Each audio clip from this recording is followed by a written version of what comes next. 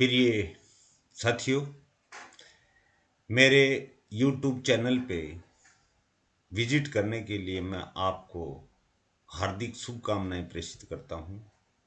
आज मैं एक ब्यूटीफुल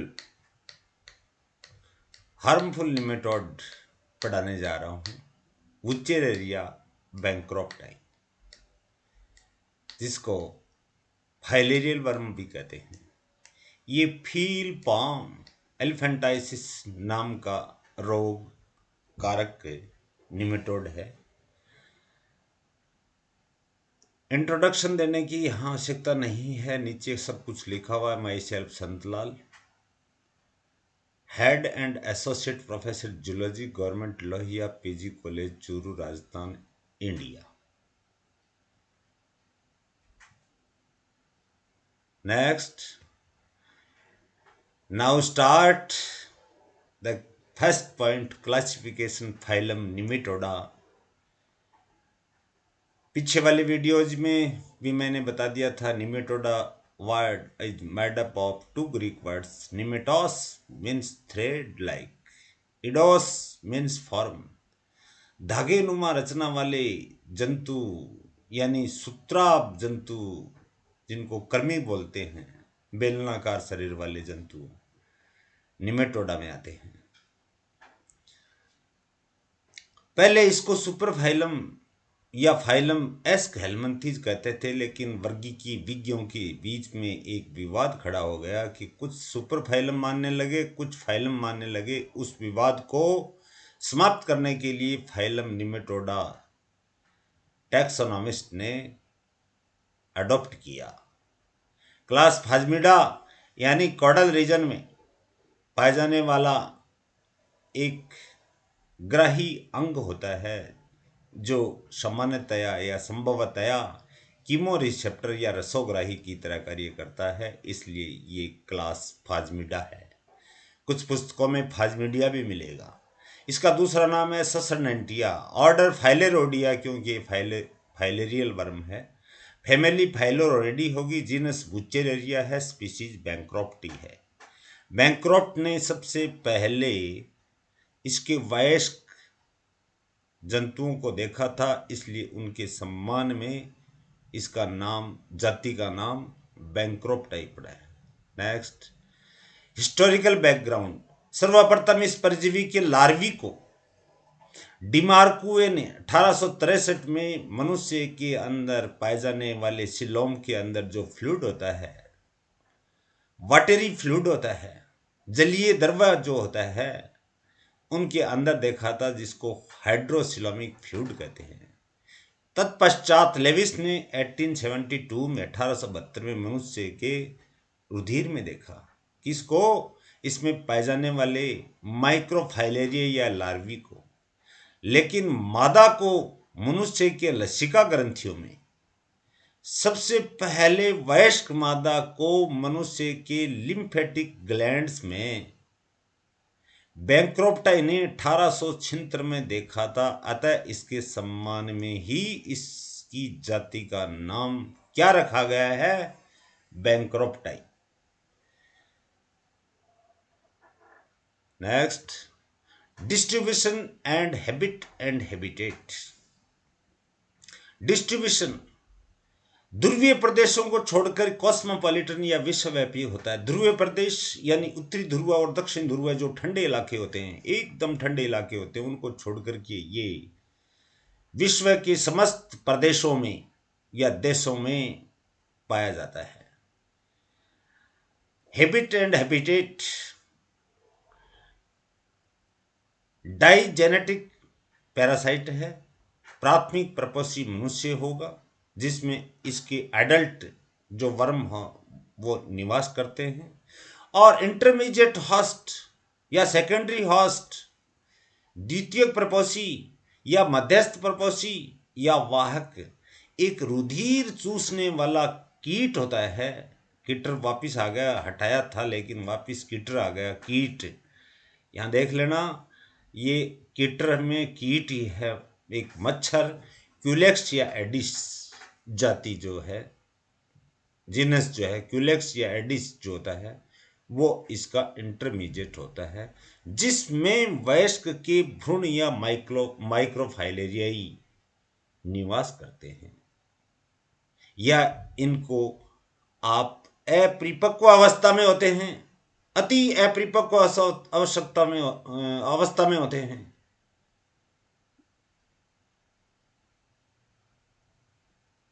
माइक्रोफाइलेरियाई जो इंटरमीडिएट होस्ट के शरीर में पाए जाते हैं। Next, morphology. वयस्क कृमि का आकार सूत्र की भांति बेलनाकार, निमेटोडा में आता है तो सूत्र की भांति, सूत्र यानी धागे की भांति बेलनाकार, दोनों सिरे मुथरे ब्लंट, मुथरे ब्लंट यानी ऐसा नहीं है नुकीला होता है, और रंग क्रीमिश वाइट होता है। सेक्सुअल डायमॉर्फिज्म या लैंगिक द्विरूपता स्पष्ट रूप से पाई जाती है। मॉर्फोलॉजी देखेंगे, इंटरनल एनाटॉमी की बात तो अलग है, उसमें तो अंतर है ही है, प्रत्येक नर और मादा में आता है। जंतु जगत के अंदर कोई ऐसी नर और मादा नहीं होगी जिनके अंदर, दोनों लिंगों के अंदर इंटरनल एनाटॉमी में डिफरेंस न हो। लेकिन मॉर्फोलॉजी में क्या क्या डिफरेंसेस है, उसके कारण से ही लैंगिक द्विरूपता, लैंगिक यानी मेल और फीमेल दोनों अलग अलग प्रकार के होते हैं, चाहे छोटा हो चाहे बड़ा हो, चाहे कोई और बाहरी आकारिकी में अंतर हो। जैसे नर की लंबाई बताई है 40 मिलीमीटर और डायमीटर यानी व्यास बताया है 0.1 मिलीमीटर होता है। मादा की लंबाई 65 टू 100 मिलीमीटर, नर की तुलना में मादा की लंबाई ज्यादा। जैसे मैंने शुरुआत की फर्स्ट वीडियो में ड्रैकनकुलस जो बताया था, उसके अंदर नर की लंबाई 12 से 30 मिलीमीटर बताई थी और मादा की लंबाई 70 से 120 सेंटीमीटर बताई थी। कितना अंतर है, कहाँ मिलीमीटर नर और कहाँ सेंटीमीटर। 1.25 मीटर तक, लगभग 1.20 मीटर तक की लंबाई मादा की होती है। यहाँ तो अंतर बहुत कम है, मात्र 25 मिलीमीटर का ही अंतर है। मादा की लंबाई 65 से 100 मिलीमीटर और व्यास होता है 0.25 millimetre. Next, mouth is the anterior aperture of alimentary canal. मुख जो होता है वो आहार नाल के अग्रतम छिद्र को कहते हैं, में लिप्स नहीं पाए जाते, ओष्ठ विहीन होता है। फेरिंक्स का अग्र भाग मस्कुलर होगा और पश्च भाग ग्लैंडुलर होगा। ग्लैंडुलर है, ग्रंथिल है, इसका मतलब कोई न कोई सीक्रेशन का स्त्राव या कोई सीक्रेशन को सीक्रेट करेगी। अंतर नॉर्मल होती है, सामान्य होती है। नेक्स्ट, यहाँ फीमेल एंटीरियर पोर्शन का डायग्राम लिया है। ये ऊपर देखिए माउथ है, सामान्य एलिमेंट्री कैनाल है, बट फेरिंक्स में देखिए, फेरिंक्स का अग्र भाग मस्कुलर फेरिंक्स और फेरिंक्स का पश्च भाग ग्लैंडुलर फेरिंक्स। और इसके साथ में ये एक इंटेस्टाइन, कॉमन इंटेस्टाइन आ रही है। आगे से क्रमशः पीछे की तरफ चलते हैं तो मुख या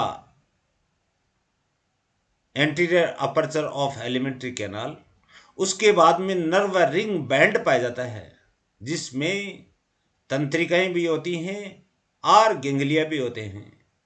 गेंगलिया प्लूरल वर्ड है, गेंगलियन सिंगुलर वर्ड है। The cluster of nervous cells, तंत्रिका कोशिकाओं के गुच्छ को तंत्रिका गुच्छक या गेंगलियन कहते हैं। गेंगलिया प्लूरल वर्ड है, कई पाए जाते हैं।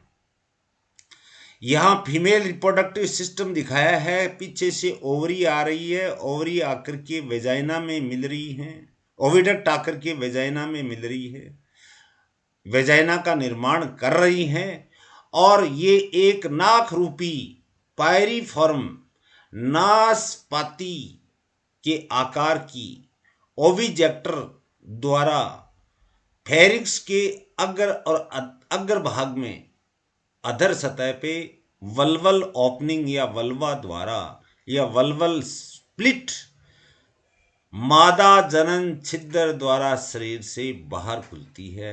ऐसा उदाहरण आपको कम ही मिलेगा। ये फीमेल का एंटीरियर पोर्शन इसीलिए लिया है क्योंकि इसमें फेरिंक्स की दोनों संरचनाएं दिखानी है। अगली ग्लैंडुलर, पीछे वाला नहीं, अगला भाग मस्कुलर, पिछले वाला भाग ग्रंथिल होता है।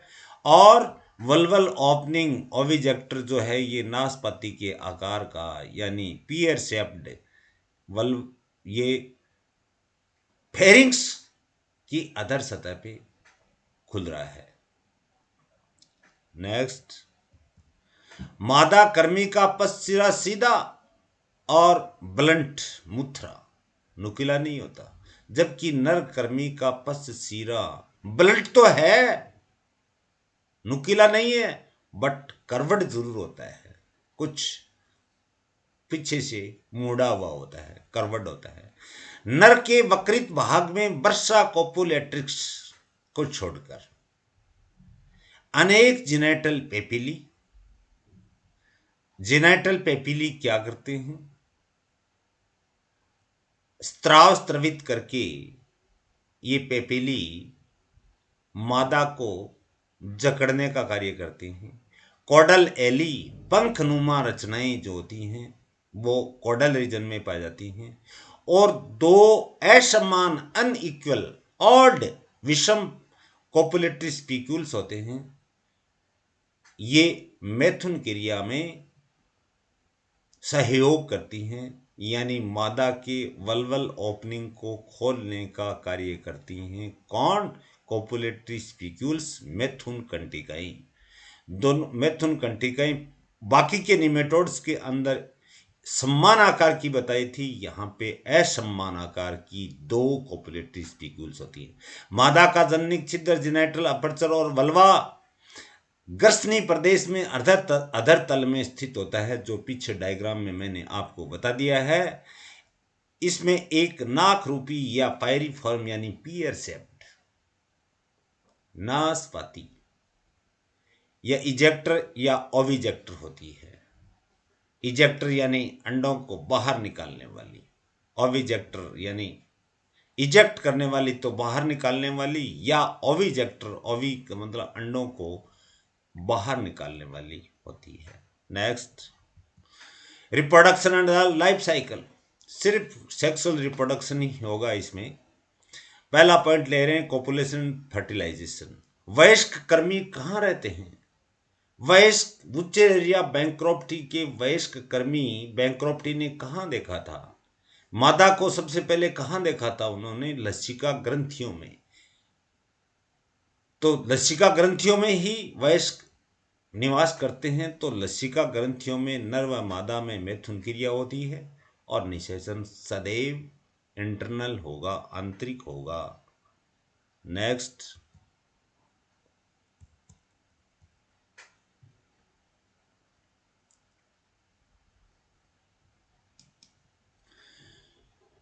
माइक्रोफाइलेरियाई। वयस्क मादा विविपेरस या ओवोविविपेरस होती है।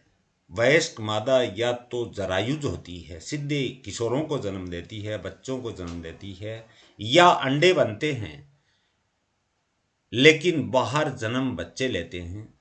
उस प्रकार की मादा को ओवोविविपेरस कहते हैं। असंख्य किशोरों को जन्म देते हैं जिसको माइक्रोफाइलेरिया कहते हैं। असंख्य जुवेनाइल्स या किशोरों को जन्म देती है जिनको माइक्रोफाइलेरिया कहते हैं। ये वास्तव में किशोर न होकर भ्रूण होते हैं क्योंकि ये अति अपरिपक्व अवस्था में होते हैं। ये जुवेनाइल न होकर के एम्ब्रियोज होते हैं क्योंकि ये अति इमेच्योर स्टेज में होते हैं। ये माइक्रोस्कोपिक होंगे, 0.2 से 0.3 मिलीमीटर लंबे तथा चारों ओर मोटी क्यूटिकल के आवरण द्वारा आश्रित होते हैं क्योंकि बॉडी को गलने का खतरा होता है। शरीर पर चपटी अधिचर्मी कोशिकाओं का आवरण एपिडर्मल सेल्स का बना हुआ फ्लैटेंड यानी चपटी अधिचर्मी कोशिकाओं का आवरण होगा और प्रत्येक कोशिका के अंदर कोशिका द्रव्य में एक केंद्रक उपस्थित होगा। ये डायग्राम आ रहा है माइक्रो फाइलेरियल माइक्रोफाइलेरियाई या इनका एम्ब्रियो या अति परिपक्व अपरिपक्व अवस्था में पाए जाने वाली एक लार्वल स्टेज बुच्चर एरिया में इसमें आगे से पीछे की और मैं सभी संरचनाएं के बारे में विस्तार से बताना चाहता हूँ।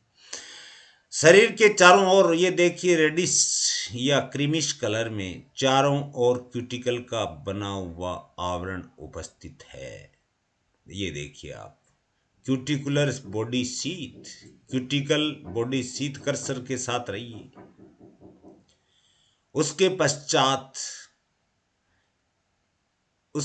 ये डबल डबल ली है। देखिए 3 लेयर दिखाई हैं, 1 2 और 3। अंदर वाली एपिडर्मल लेयर है या सब क्यूटिकुलर लेयर है। बाहर वाली ये क्यूटिकुलर शीट है, मोटी है। प्रपोसी के द्वारा स्त्रवित होने वाले विभिन्न प्रकार के स्त्रावों से बॉडी नए गलने का खतरा होता है, इसलिए चारों तरफ क्यूटिकल का सिक्रीशन हो जाता है। प्रकृति की ये एक अपने आप अनुपम देन है। आगे से पीछे की ओर अगर माइक्रोफाइलेरियाई ये भ्रूणों या एम्ब्रियोज के अंदर अध्ययन करते हैं तो ओरल स्टाइलेट आगे होगा जो भावी मुख का वयस्क में मुख का निर्माण करता है, यानी भावी मुख। नर्व रिंग बैंड होगा जिसमें नर्व रिंग यानी तंत्रिकाएं तो होंगी होंगी, साथ में गैंग्लिया भी पाए जाते हैं। इसके पीछे ये देखिए आप एक एक्सक्रीटरी ब्लैडर है और ये एक्सक्रीटरी ब्लैडर शरीर से बाहर नेफ्रिडियोपोर द्वारा बाहर खुल रहा है, उत्सर्जी छिद्र द्वारा बाहर खुल रहा है। इस यूरिनरी ब्लैडर या एक्सक्रीटरी ब्लैडर के आगे और पीछे ये पोजीशन थोड़ी सी आगे की तरफ और दिखा देते तो कोई दिक्कत नहीं है। आगे और पीछे दो उत्सर्जी अंग की तरह कार्य करने वाली कोशिकाएं होती हैं। उत्सर्जी कोशिकाएं होती हैं जिनको रेनेट सेल बोलते हैं, संख्या लिख दी है 2। और बॉडी के अंदर डॉट डॉट डॉट डॉट दिखाई ये है सोमेटिक सेल्स। अंदर की साइड में देखिए आप ये देखिए कर्सर के साथ में ये एपिडर्मल सेल्स या सब क्यूटिकुलर सेल्स दिखाई हैं। प्रत्येक के अंदर एक एक न्यूक्लियस दिखाया है, चाहे किधर से भी आ जाओ घूम फिर के चारों ओर से इस प्रकार की संरचना उपस्थित होती है।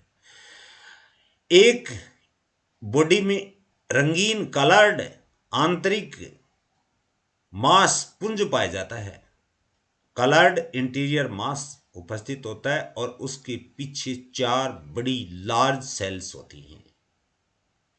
और 4 बड़ी लार्ज सेल्स, ये देखिए लार्ज सेल्स के पीछे ये एलिमेंट्री कैनाल जो होती है उसका anus posterior aperture of alimentary canal anus जो है ये बाहर खुल रहा है।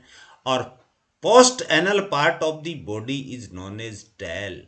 एनस या क्लोएका के पीछे पाए जाने वाले भाग को टेल कहते हैं। तो ये पूरी की पूरी हो गई टेल, यानी ये कोडल रीजन है, पुच्छीय प्रदेश है। तो बॉडी के चारों तरफ क्यूटिकुलर बॉडी शीथ, आगे से और oral stylet nerve ring band और 2 renette cell surrounding the bladder और ब्लैडर उत्सर्जी एक्सक्रीटरी ब्लैडर शरीर से बाहर क्यूटिकुलर को भेद करके एक छिद्र द्वारा नेफ्रिडियोपोर से बाहर खुलती है। और सोमेटिक सेल्स की बॉडी में सोमेटिक सेल्स असंख्य होती हैं। काया का निर्माण करने वाली कोशिकाएं होती हैं। कलर्ड इंटीरियर मास होगा, 4 लार्ज सेल्स होंगी, एनएस होगा और पीछे की तरफ टेल होगा। और एपिडर्मिस के अंदर एपिडर्मल सेल्स होती हैं और प्रत्येक एपिडर्मल सेल के अंदर जो साइटोप्लाज्म होगा उसमें न्यूक्लियस, एक एक न्यूक्लियस होगा। नेक्स्ट,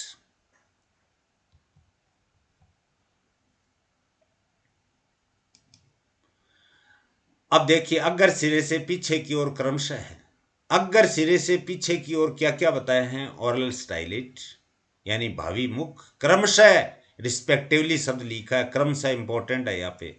अग्र सिरे से पीछे की ओर क्रमशः भावी मुख, nerve ring band, nephridiopore, two renette cell, रंगीन इंटीरियर मास, 4 लार्ज सेल्स और भावी गुदा आदि संरचनाएं होती हैं। एक आगे पॉइंट आ रहा है, बहुत ही महत्वपूर्ण है। मानव के रुधिर में ये दिन व रात में दीवा ताल प्रकट करते हैं, डाई यूरिनल रिदम प्रकट करते हैं। Very very important question. दिन के समय तो ये बड़ी बड़ी व गहराई में स्थित ब्लड वेसल्स या रुधिर वाहिनियों में रहते हैं, माइक्रोफाइलेरियाई। कितने होशियार होते हैं देखो आप। और रात्रि को जब मनुष्य सो जाता है तो त्वचा के निकट की वाहिनियों में आ जाते हैं, स्किन की निकट की जो ब्लड वेसल्स होती हैं वहां आ जाता है, ताकि जो रात्रिचर क्यूलेक्स या एडिस मच्छर जो होता है वो आसानी से इसको piercing and sucking type of the mouth parts जो पाए जाते हैं, बेदने और चूसने वाले जो मुखांग होते हैं उसके द्वारा ये आसानी से रक्त के साथ ये उसको माइक्रोफाइलेरिया को अपने शरीर में ब्लड के साथ सक कर लेते हैं। तो मच्छर इस प्रकार से मध्यस्थ प्रपोसी या इंटरमीडिएट होस्ट या वेक्टर या सेकेंडरी होस्ट की तरह कार्य करता है। नेक्स्ट, लसिका वाहिनियों से ये माइक्रोफाइलेरियाई, लिम्फेटिक ग्लैंड से ये अब माइक्रोफाइलेरियाई रुधिर वाहिनियों में प्रवेश कर जाते हैं और रुधिर के साथ सर्कुलेट होने लग जाते हैं। मनुष्य के शरीर में ये 70 दिन तक जीवित रह सकते हैं। इनकी लाइफ स्पेन माइक्रोफाइलेरिया की मनुष्य के शरीर यानी ब्लड में 70 दिन तक सरवाइव कर सकते हैं। Infection of secondary host. Secondary host क्या है? क्यूलेक्स या एडिस नामक मॉस्किटो। और प्राइमरी होस्ट कौन है? मनुष्य है। मच्छर में इनका संक्रमण, मच्छर में इसका संक्रमण कैसे होगा? जब संक्रमित मनुष्य के रुधिर पान करने पर। संक्रमित जो मनुष्य है उसका ब्लड जब ये मच्छर सक करते हैं, चूसते हैं, तो मच्छरों में क्यूलेक्स या एडिस नामक मच्छरों में इनका संक्रमण हो जाता है और मच्छर के आमाशय में माइक्रोफाइलेरिया की चारों ओर पाए जाने वाला जो क्यूटिकल का आवरण जो है ये गल जाता है। अब आमाशय की भित्ति को भेद करके वक्षस्थलीय मांसपेशियां, क्योंकि जो इंसेक्ट्स होते हैं, मच्छर जो भी हैं वो मॉस्किटो जो हैं वो इंसेक्ट है। इंसेक्ट के अंदर 3 पेयर्स लेग्स होती हैं, अति आवश्यक है, इसलिए हेक्जापोड बोलते हैं। और 2 पेयर थोरेक्स के अंदर, मीजोथोरेक्स और मोटाथोरेक्स के अंदर 2 जोड़ी पंख उपस्थित भी हो सकते हैं और अनुपस्थित भी हो सकते हैं, लेकिन मच्छर में उपस्थित होते हैं।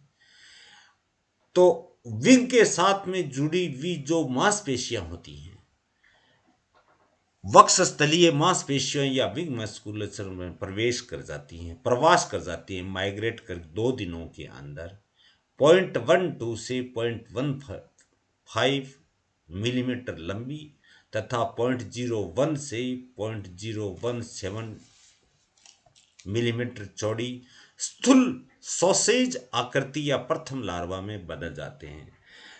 सॉसेज कहते हैं the cut off small pieces of meat, छोटे छोटे टुकड़ों में अनियमित आकृति के जो मीट के टुकड़े होते हैं उनको सॉसेज कहते हैं, उसकी आकृति में ये बदल जाते हैं। अगले 5 दिनों में एक बार फिर मोल्टिंग होती है। मोल्टिंग का मतलब है पुरानी त्वचा उतार दी जाती है, उसके स्थान पे नई त्वचा का आगमन होता है। और जब तक मोल्टिंग होती है, निर्मोचन होता है, तब तक शरीर में शारीरिक वृद्धि होती है। मनुष्य में देख लो, जब तक ग्रोथ होगी, डेवलपमेंट और ग्रोथ होगा, विकास होगा, वृद्धि होगी, तब तक पुरानी त्वचा साल में एक बार उतरती है और नई त्वचा का आगमन होता है। इसका मतलब ग्रोथ हो रहा है। जैसे स्नेक्स में देखा होगा केंचुली का आना, ये मोल्टिंग है, निर्मोचन है। अब एक बार अगले 5 दिनों में एक बार फिर निर्मोचन कर 0.22 से 0.33 मिलीमीटर लंबे और 0.015 से 0.03 मिलीमीटर व्यास वाले द्वितीय लार्वावस्था में बदल जाते हैं। मच्छर के अब कहाँ आ रहा है ये? Wing musculature. विंग मस्कुलेचर यानी विंग के साथ में जुड़ी हुई वक्ष के अंदर विंग जो पाए जाते हैं, थोरेक्स के अंदर जो मॉस्किटो में या क्यूलेक्स यार्डिस नामक मॉस्किटो के अंदर थोरेक्स के अंदर पाए जाने वाले जो विंग्स होते हैं, उन की पेशियों में, वक्ष स्थलीय मांसपेशियों में प्रवेश करके ये द्वितीय लार्वावस्था में बदल रहे हैं। नेक्स्ट, अगले 3-4 दिनों में द्वितीय लार्वावस्था पूर्ण कायांतरण के साथ एक बार फिर निर्मोचन करता है और 1.5 मिलीमीटर लंबे तथा 0.018 से 0.023 मिलीमीटर व्यास वाले तृतीय संक्रमणकारी, थर्ड संक्रमणकारी किशोरों या लार्वी में परिवर्तित हो जाते हैं। तृतीय संक्रमणकारी किशोरों या लार्वी में परिवर्तित होते हैं। इसका मतलब ये वापस इन्फेक्टिव स्टेज बदल रहा है। इसमें 3 सब टर्मिनल कॉडल पेपिली, एकदम टर्मिनल या अंतस्थ छोर पे नहीं, टेल के एकदम अंतिम सिरे से थोड़ा सा पहले पेपिलियां पाई जाती हैं। अब ये संक्रमणकारी लार्वी मच्छर के लेबियम में प्रवेश कर जाते हैं। लेब्रम ऊपरी ओष्ठ को कहते हैं, लेबियम निचले ओष्ठ बोलते हैं, और निचला ओष्ठ जो है वो सूंड में परिवर्तित होता है और वो ही मनुष्य की त्वचा को बेधता है। लेबियम प्रोबोसिस जैसी संरचना बन जाएगी। जब मैं आपको mouth part of the insect पढ़ाऊंगा तब आपकी ये बहुत ही आसानी से समझ में आ जाएगा। अब ये संक्रमणकारी है, इसके ये संक्रमण वापस प्राइमरी होस्ट को करेंगे। तीसरा जो लार्वा बना है, थर्ड संक्रमणकारी लार्वी जो बने हैं, ये वापस प्राइमरी होस्ट को संक्रमित करेंगे।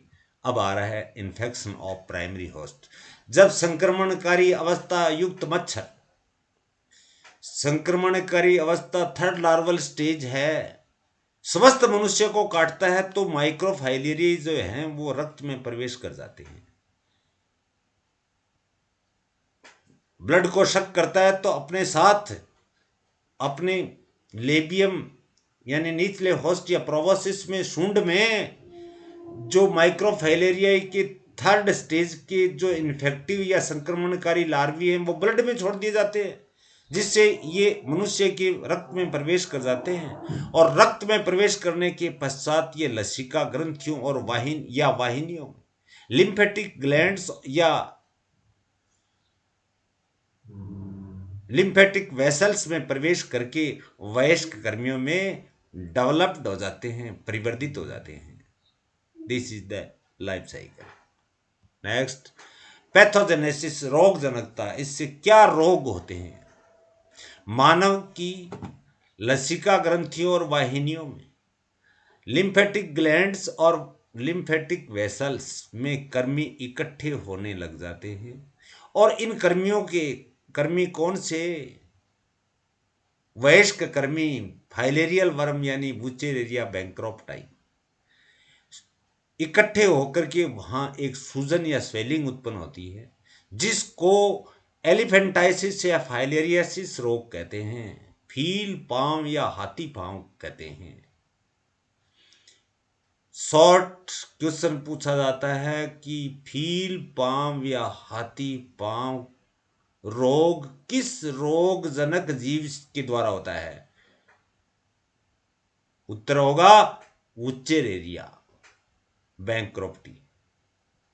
सूजे हुए अंग के आश्चर्यजनक अनुपात में वृद्धि को लिम्फेडेमा कहते हैं।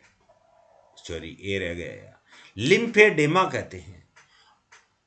आश्चर्यजनक अनुपात में वृद्धि लसिका वाहिनियों में और ग्रंथियों में अगर सूजन हो तो क्रमशः देखो, लसिका वाहिनियों में अगर सूजन होती है तो लिम्फेजाइटिस, और लसिका ग्रंथियों में सूजन होती है तो लिम्फेडेंटिस कहते हैं।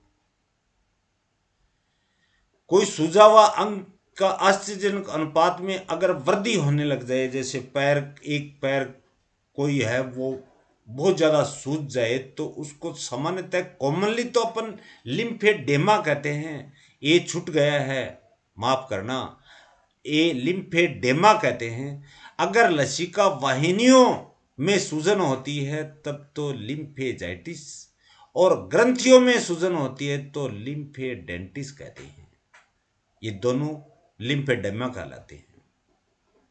नेक्स्ट, थेरेपी क्या है?